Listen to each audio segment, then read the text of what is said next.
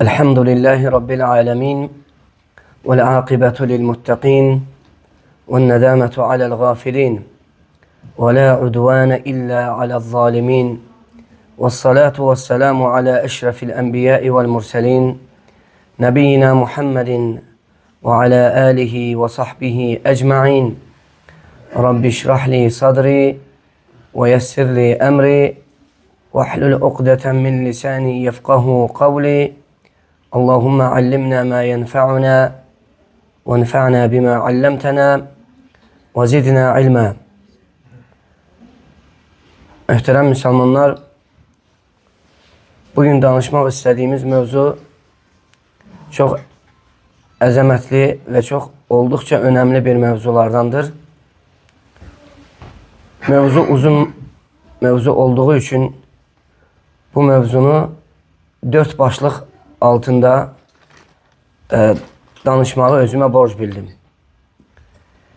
4 başlıq altında.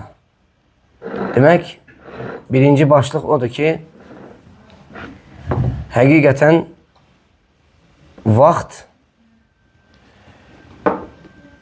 Allah-u Teala'nın qullarına bəxş etdiyi önəmli neymətlərdən bir neymətdir.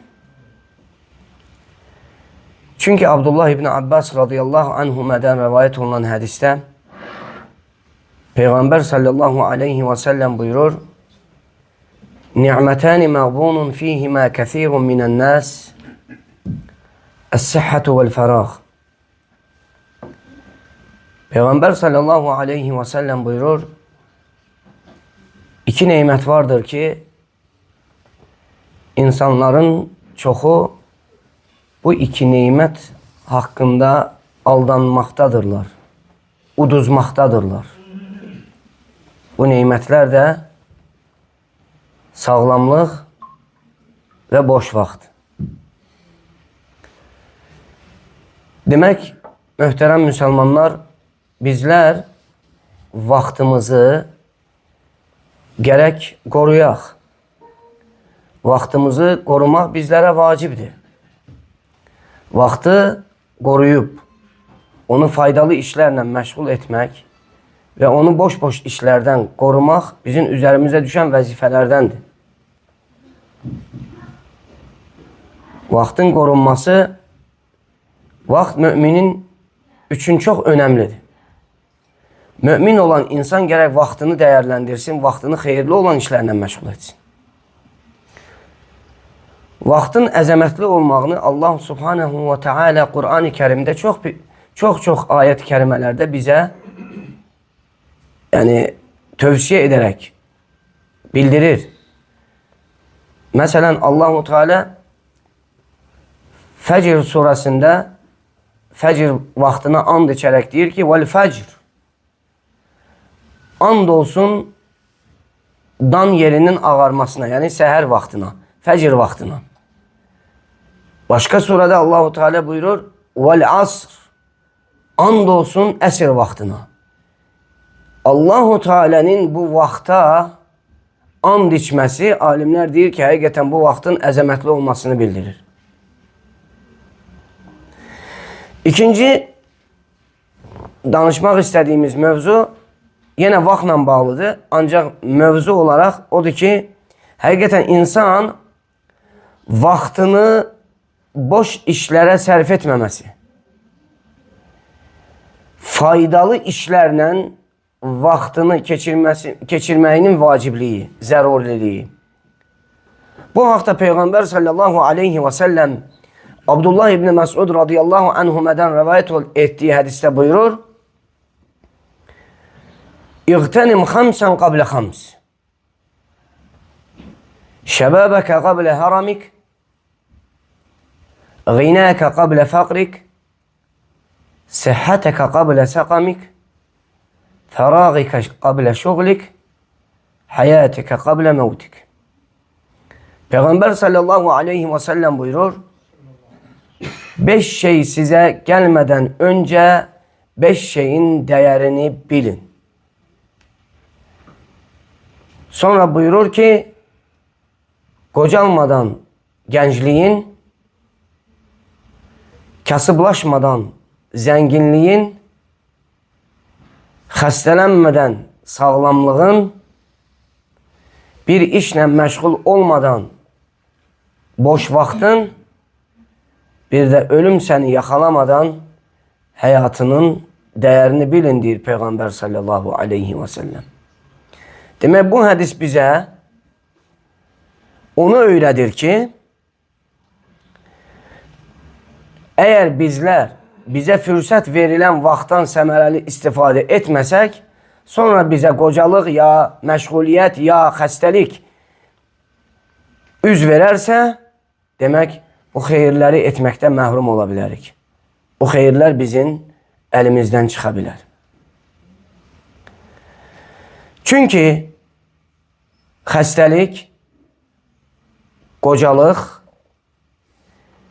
kasıblıq, məşğuliyyət insanı Allahu Teala'nı ibadət etməyə mane olan amillərdəndir. Ona görə nə qədər ki bu 5 şey bizə üz verməyib, 5 şeyin bizə verilən 5 dəyərin, 5 neymətin qiymətini, dəyərini, qədrini bilməliyik. Üçüncü,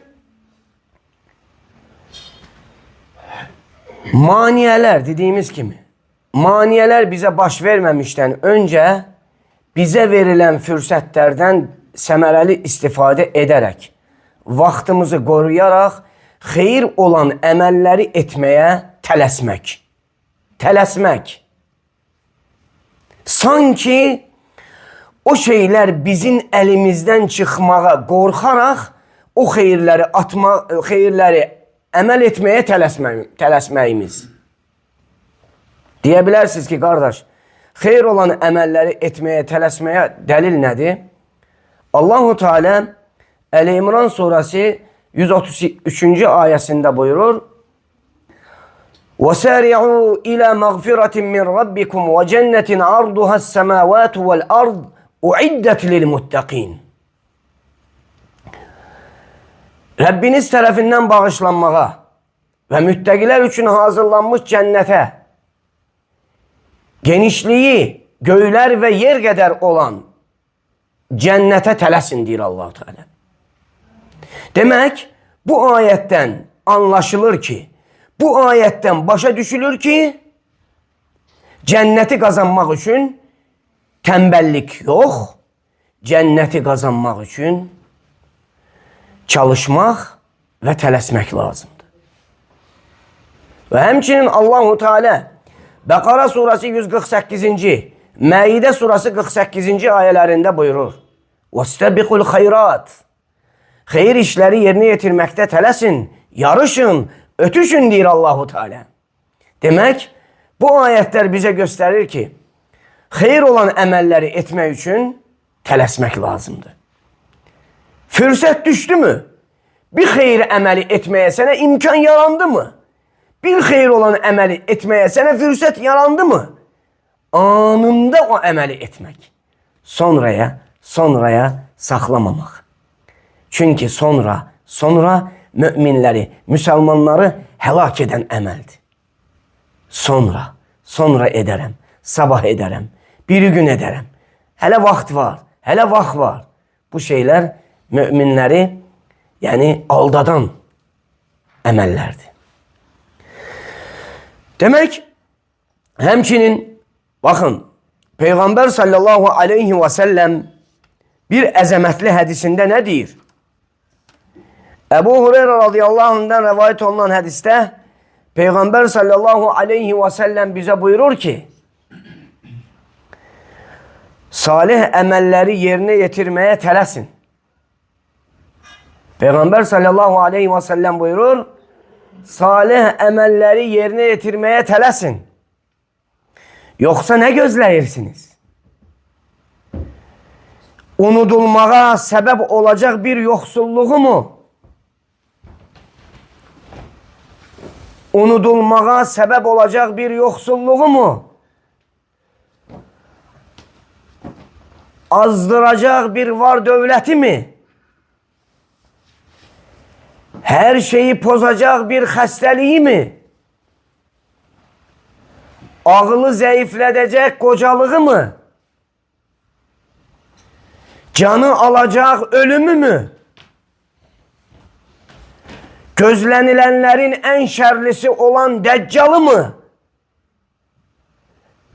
Yoksa kıyamet saatini mı? Hansı ki kıyamet saati bunların en dehşetlisi ve daha acı olanıdır. Hadisi İmam Tirmizi rahimehullah rivayet etmiş ve hasen demiştir. Demek Peygamber sallallahu aleyhi ve sellem bize bu 7 şey bize üz vermemişten qabaq salih emellerimizi çoxaltmağı bize, salih emellere tələsməmizi buyurur. Subhanallah. Ona göre insan ne kadar eline fürsət düştü, ne kadar imkan düştü, gerek salih emelleri yerine getirsin ki sonra peşmançılık fayda vermez. Sonraki peşmançılık fayda vermez. Niye? Çünkü insan oğlu belədir ki eline düşen imkanları vaktinde değerlendirmedikçe sonra deyir ki kaş ki, kaş ki, kaş ki. Ona göre sonraki kaşkiları düşünerek peşman olmaktansa elimize düşen fürsətləri Allah rızası için səmərəli olan, faydalı olan, dünyamız ve ahiretimiz için hayırlı olan əməllərə sərf etmemiz daha hayırlı olar. Həmçinin Cabir ibn Abdullah radıyallahu anh'ten rivayet olunan hadiste Peygamber sallallahu aleyhi ve sellem buyurur. Sədəqə verebilmeyeceğiniz vaxt size gelmemişten evvel sədəqə vermeye tələsin. Bakın, Peygamber sallallahu aleyhi ve sellem buyurur. Sədəqə verebilmeyeceğiniz zaman sizin üzerinize gelmemişten evvel sədəqə vermeye tələsin. Kimse dinarından sədəqə verer. Kimisi gümüşünden, kızılından, kimisi kızılından sədəqə verer. Kimisi gümüşünden sədəqə verer. Kimisi buğdasından sədəqə verer. Kimisi hurmasından sədəqə verer. Kimisi arpasından sədəqə verer. Peygamber sallallahu aleyhi ve sellem buyurur ki ona göre de hiçbir sədəqəni hatta bir yarım hurma olsa bile sədəqəni küçük görmeyin. Yani onu ehemmiyetsiz saymayın.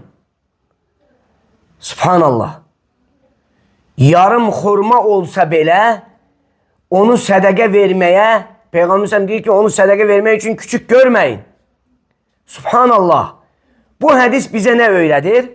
Bu hadis bize müminin sədəqə verməkdə tələsməsini, sədəqə vermeye can atmasını, sədəqə vermeye tələsməsini, malının az olmağına baxmayaraq sədəqə vermeye can atmasını ve hatta sədəqənin miqdarının az olmasına baxmayaraq Allahu Subhanahu ve Teala'nın yanında o sədəqənin əzəmətli olmasını öyrədir. Çünkü Peygamber sallallahu aleyhi ve sellem bir mühteşem hadis-i şerifinde buyurur: "Tasaddaqu lillahi velev bi qalil, fe innel qalile indallahi kesir." Az olsa bile malınız, o az olan malınızdan sədəqə verin. Həqiqətən sizin Allah için az olan maldan sədəqə verməyiniz Allah'ın indinde çok olarak değerlendirilir. Allahu Ekber. Az olan bir şeyi sədəqə verersen, doğru düzgün niyetinle, salih niyetle, doğru düzgün ihlasla, doğru düzgün niyetle o sədəqəni verersense, verdiğin sədəqənin az olmasına baxmayaraq, Allahu Teala'nın indinde onun savabı əzəmətli, dağlar kadar büyük olabilir. Bu da neye aittir? İnsana fırsat geldiği zaman, imkan olduğu zaman hayır olan əməllere tələsməsidir. Ve həmçinin buna delil Ebu Musa el-Eş'ari radıyallahu anh'den rivayet olunan hadiste buyurur ki, Peygamber sallallahu aleyhi ve sellem buyurur ki, insanlar üzerine öyle bir zaman gelecek ki, bir kişi elinde kızıldan olan sedekesini vermek için, onu vermek için bir insan aktarıp tapabilmeyecek. İnsanların üzerine öyle bir zaman gelecek ki, elinde kızıldan sedeke olar, o sedekeni vermeye insan tapmaz. Subhanallah. Yani insanlar o kadar varlanacak ki ve bolluk içinde olacaklar ki hiç kimin sedekeye ihtiyacı kalmayacak. Ona göre Allahu Teala bizi hayır olan emellere tələsməyimizi emredir ve ona göre Peygamber sallallahu aleyhi ve sellem bize imkan düştüğümüz zaman, elimize fırsat geldiğimiz zaman hayır olan emellere tələsməyimizi buyurur ki, elə bir zaman size gelebilir ki, size elə bir zaman yetişebilir ki, sizin elinizde kızıldan sedeke olsa belə, siz o sedekeni verebileceğin bir insan tapabilmezsiniz. Niye? Elə bir zaman olar ki, o insanlar varlanarlar, bolluk içerisinde olarlar, senin sedekeni verebileceğin bir insan kalmaz. Sonra Peygamber sallallahu aleyhi ve sellem hadisine devam ederek buyurur ki, eləcə de o zaman deyir, bir kişi görüner. Ona himaye üçün sığınacak isteyen 40 kadın onun arkasınca gider. Ve ona sığınarlar. Bu da kişilerin sayının çok azalacağına, kadınların ise sadece üstünlük teşkil edeceğine bir işaredir. Bu hadis kıyamet alametlerinden biri sayılır. Ve gelecekte baş verecek sosyal ve iktisadi değişiklikleri bildirir. Bu zaman insanlar bollukta olacak ama kalpler Allah'ın dininden ve Allahu Teala'dan uzak olacak. Hemçinin kişiler ya müharibeler, ya başka fitneler ya da başka sebeplerden dolayı azalacak. Hemçinin kadınların sayı çoğalacak ve onların himayeye daha çok ihtiyaçları olacak. Allahu Ekber. Demek Peygamber sallallahu aleyhi ve sellemin bu hadis-i şerifleri bize onu öğretir ki elimize düşen fürseti Allah'ın sevip razı kalacağı şekilde değerlendirerek tələsmək. Salih emellere, hayır olan işlere tələsmək.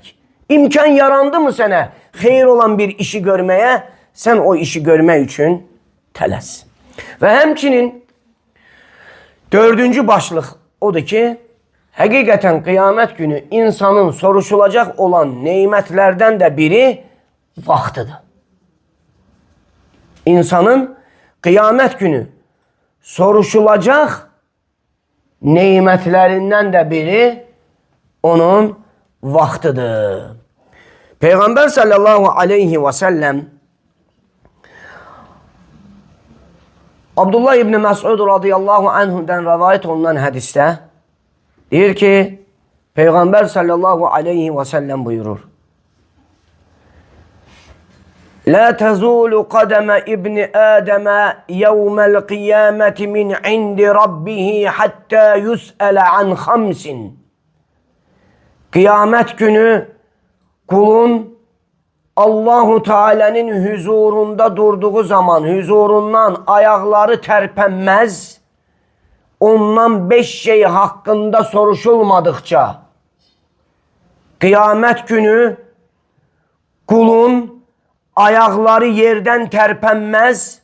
Allahu Teala'nın huzurunda yerden terpenmez. Ondan bu 5 şey hakkında soruşulmadıkça.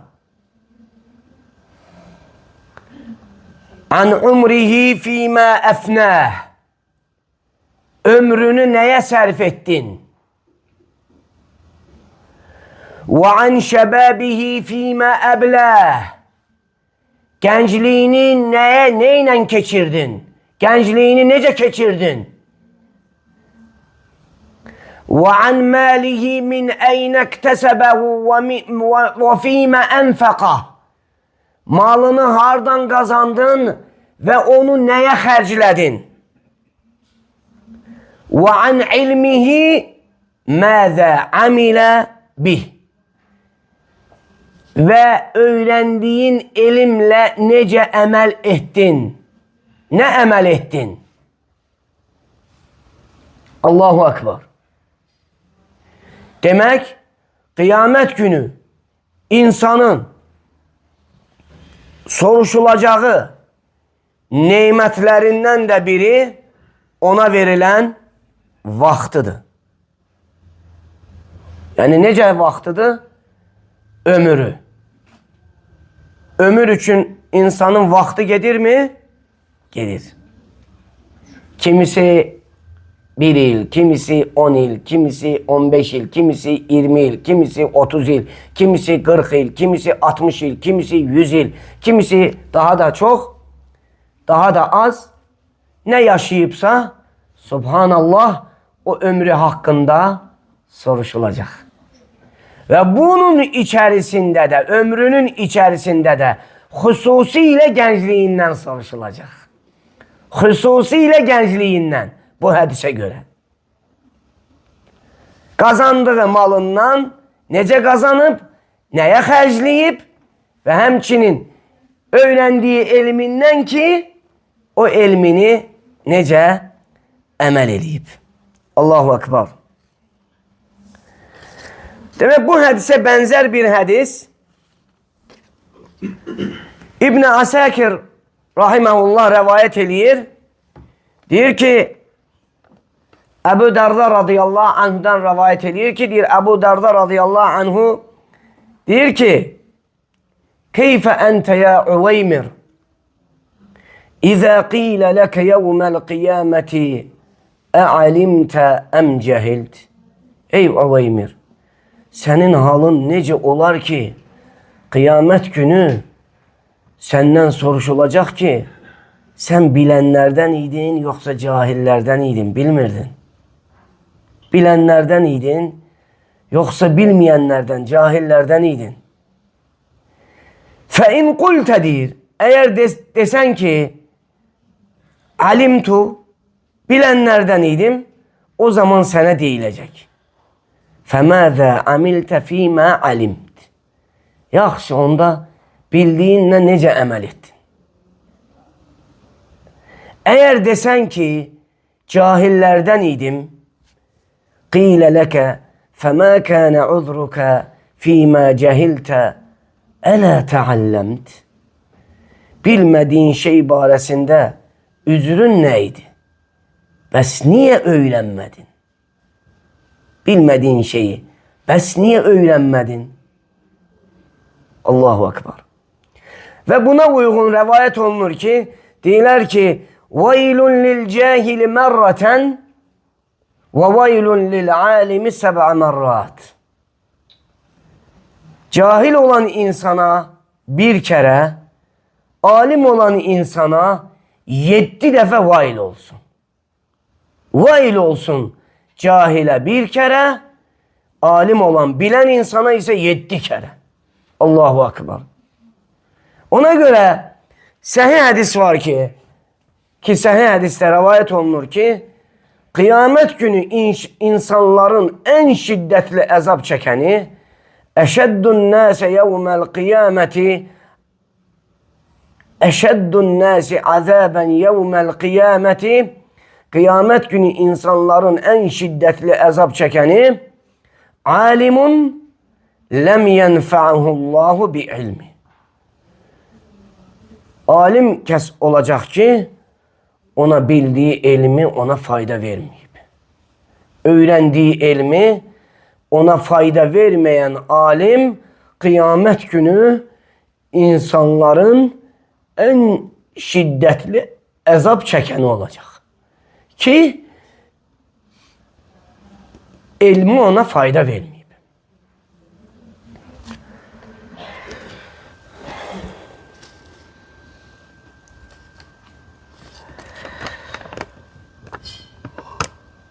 Yaxşı, gəlin indi vaxtın qorunması ilə bağlı bəzi faydaları götürək.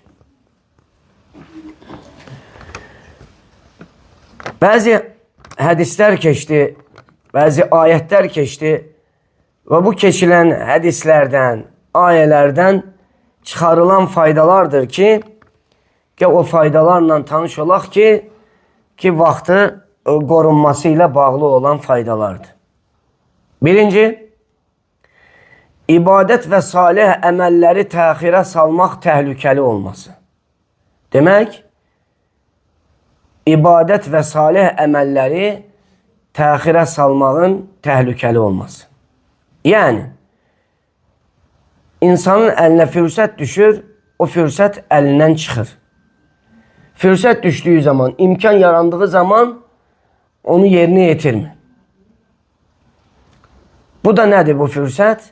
Sağlamlığı, zənginliyi, boş vaxtı, cavanlığı və həyatda olduğu bu dönəmdə gərək insan fürsəti yaxşı dəyərləndirsin, vaxtını qorusun və salih əməl edərək Allah-u Teala'ya ibadət etməyi tezləşdirsin, tələssin. İkinci, vaxtında edilən kiçik əməl böyük savab gətirə bilər. Yəni, yarım xurma ilə də olsa insanın etmiş olduğu sədəqəsi vaxtında və ixlasla verilərsə Allah qatında böyük dəyərə sahib ola bilər. 3. Gələcəkdə əməl etmək istəsən də müvəffəq olmaya bilərsən. Sən vaxtında əməl etməsən, imkan olanda, fürsət olduğu zaman salih əməlləri etməsən, sonra salih əməl etmək istəsən belə, görürsən ki, ona müvəffəq olmaya bilərsən. Ya xəstəliklə, ya yoxsulluqla, ya məşğuliyyətlə, ya ölümlə, ya qocalıqla görürsən ki, salih əməlləri itirə bilərsən. Deyə bilərsən, ola bilər ki, cavanlığın da olsun, zənginliyin də olsun, boş vaxtın da olsun, həyatda da olasan, yenə də salih əməli etməyə müvəffəq olmayasan, hədisdə keçdiyi kimi. Əlində qızıldan sədəqə ilə dolaşıb, sədəqə verə bilməyən insan, düşünün. Əlində qızıldan sədəqə ilə dolaşır insanlar arasında ki, bu sədəqəni kimə verəcəm? O sədəqəni verməyə insan tapmır. İnsan tapa bilmir. Demək nədir? Xeyir olan əməli etməyə müvəffəq olmur. Müəyyən səbəblərdən dolayı. Məhrum olub. Ona görə insan imkan düşdüyü zaman ən ağıllı insan nədir? Fürsəti vaxtında dəyərləndirən, vaxtını qoruyan, anında sabah demədən, sonra demədən, sonra edərəm demədən, anında salih əməl etməyə can atan, tələsən insan. Ən üstün insan odur. Müvəffəq olan insan odur. Və həmçinin vaxtı dəyərləndirməyən insanın peşman olması. Vaxtı dəyərləndirməyən insan peşman olacaq. Yəni, sonradan edilən kaşkilərin faydası olmayacaq. Vaxtında əməldə olmaq sonraki peşmançılıqlardan üstündür. Həmçinin 5-ci, vaxt bizlərə verilən imkandır. Vaxt bizlərə verilən imkandır. Lakin bu daimi deyil. Malın ola bilər. Sədəqə vermək istəyə bilərsən. Amma onu qəbul edəcək kimsə tapılmaya bilər. Yəni, fürsətin artıq əldən çıxa bilər. 6. Vaxt əməlin dəyərini artırır. Vaxt əməlin dəyərini artırır. Yəni, eyni əməl çətin vaxtda da və ya fürsət varkən edildikdə əməl çətin vaxtı və fürsət olunan zaman, fürsət varkən edildikdə Allah yanında daha üstün dərəcədə olur. Çünki əməllərin savabı vaxtında və ixlasla edildikdə daha da əzəmətli olur, daha da böyük olur. Və həmçinin faydalardan da biri odur ki, vaxt geri qaytarılmayan bir neymətdir. Vaxt geri qaytarılmayan bir neymətdir. Neymətlər var ki, insanın əlindən çıxır, amma geri qayıtır. Bəzi neymətlər var ki, insanın əlindən bugün çıxır, bugün Allah-u Teala o əlindən alır o neyməti, amma sabah o neyməti ona qaytarır. Amma vaxt elə bir neymətdir ki, bu geri qaytarılmayan bir neymətdir. Amma hesabı da olduqca ağırdır. Qiyamət günü bunun hesabı da olduqca ağırdır. Hesabı var bunun. Ömrün barəsində, gəncliyin barəsində, bunlar da hamısı vaxtı özündə əks elətdirir. İnsanın ilk soruşulacağı neymətlərdən biri də ömrünü harada keçirdin, gəncliyini nəyə sərf etdin. Və həmçinin faydalardan da biri, vaxt azaldıqca fitnələr artır. Vaxt azaldıqca fitnələr artır. Yəni, hədislərdə qeyd olunan gələcək hal qadınların çoxalması və kişilərin azalması bizə xəbərdarlıq edir ki, vaxt keçdikcə fitnələr çoxalacaq, salih əməlləri etmək isə olduqca çətinləşəcək. Və həmçinin faydalardandır ki, vaxt boş keçdikcə həyat da boş keçər. Vaxtın boş keçərsə, həyat da boş keçmiş olur. Və həmçinin faydalardandır ki, vaxt neymətini dəyərləndirməyənlər həm dünyada, həm də ahirətdə uduzanlardır. Vaxt neymətini dəyərləndirməyənlər həm dünyada, həm də ahirətdə uduzanlardır. Həmçinin faydalardandır ki, qazanılan vaxt yalnız Allah-u Teala üçün sərf olunan vaxtdır. İnsanın vaxtından qazanmış olduğu hissəsi Allah üçün sərf etmiş olduğu hissəsidir. Ona görə İmam Şafii rahimehullah deyir ki, el-vaktu kəs-sayf. El-vaktu kəs-sayf. İzə ləm təqta'hu qata'ak. Vaxt deyir, qılınc kimidir. Əgər sən onu kəsməzsənsə, o səni kəsər. Vaxtı əgər xeyir olan işlərlə sərf eləməzsənsə, vaxtı vaxtında dəyərləndirməzsənsə, o vaxtında xeyir olan salih əməllərə yönətməzsənsə, vaxt səni, vaxtın boş-boşuna keçər və uduzanlardan olarsan. Və həmçinin vaxtı qorumaqla bağlı olan faydalardandır ki, Adəm övladına vacibdir ki, vaxtını xeyirli olan faydalı işlərlə keçirsin. Vaxtını xeyirli olan, səmərəli, salih əməllərlə, xeyirli, faydalı işlərlə məşğul etsin. Və həmçinin vaxtın qorunması ilə bağlı olan faydalardandır ki, vaxtlarını zay edənlər, bu neymətin qədrini bilməyənlər çox təəssüflər olsun ki, cəmiyyətimizdə olduqca çoxdur. Vaxtlarını zay edənlər və vaxtın neymət olduğunu bilməyənlər cəmiyyətimiz arasında olduqca çoxdur. Və həmçinin faydalardandır ki, bu çox önəmli faydalardandır. Baxın qardaşlar, çox önəmli faydadır.